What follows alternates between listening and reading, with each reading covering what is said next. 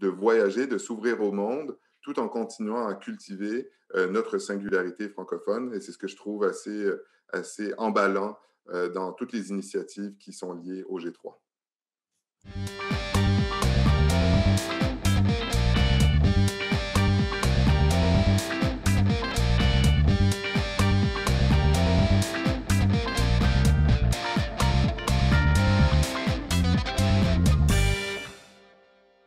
Bonjour, je m'appelle Frédéric Méran, je suis professeur de sciences politiques au département de sciences politiques de l'Université de Montréal, directeur scientifique du Centre d'études et de recherche internationale de l'Université de Montréal, le CERIUM. Je parle couramment anglais, français, j'ai appris espagnol il y a très longtemps et je me débrouille en allemand. Le G3, c'est une alliance de 3 grandes universités francophones, l'Université libre de Bruxelles, l'Université de Genève et l'Université de Montréal, qui, il y a quelques années, ont décidé d'unir leurs forces dans un monde qui est de plus en plus internationalisé, de plus en plus concurrentiel, mais où il est apparu important de défendre la singularité des universités de langue française. Ce qu'elles ont de commun, ces 3 universités de langue française, c'est qu'elles sont évidemment situées dans 3 pays différents, la Suisse, la Belgique et le Québec, qui ne sont pas la France, et ce n'est pas tout à fait un hasard.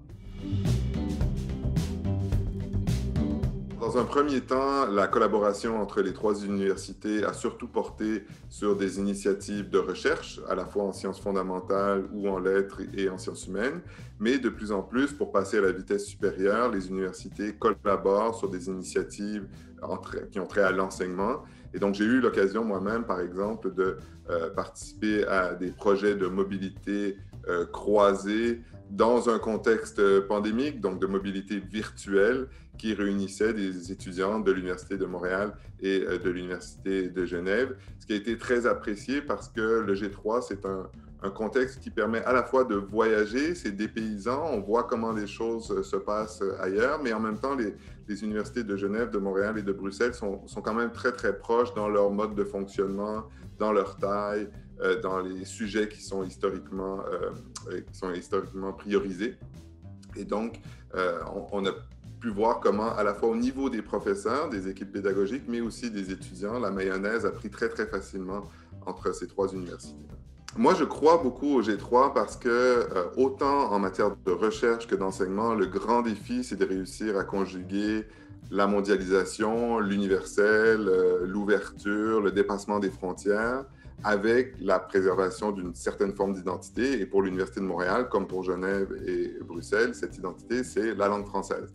Et le G3, ça permet donc de voyager, de s'ouvrir au monde, tout en continuant à cultiver notre singularité francophone. Et c'est ce que je trouve assez emballant dans toutes les initiatives qui sont liées au G3.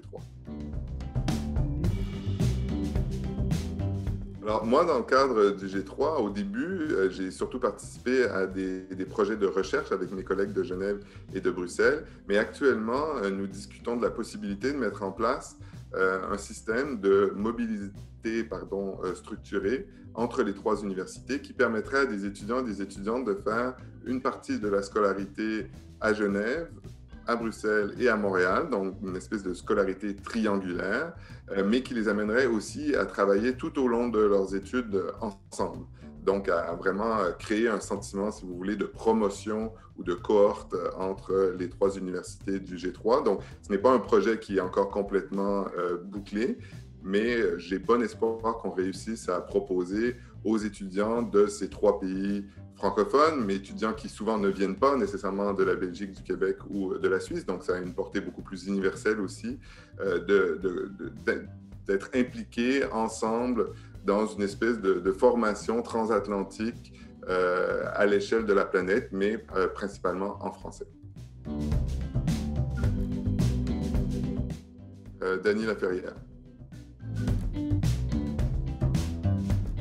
Alors, un roman suisse, je proposerais Robert Walser ou Friedrich Dürrenmatt, mais ce sont des livres en allemand. Donc, pour Genève, je recommanderais plutôt Nicolas Bouvier, L'usage du monde, donc un auteur genevois.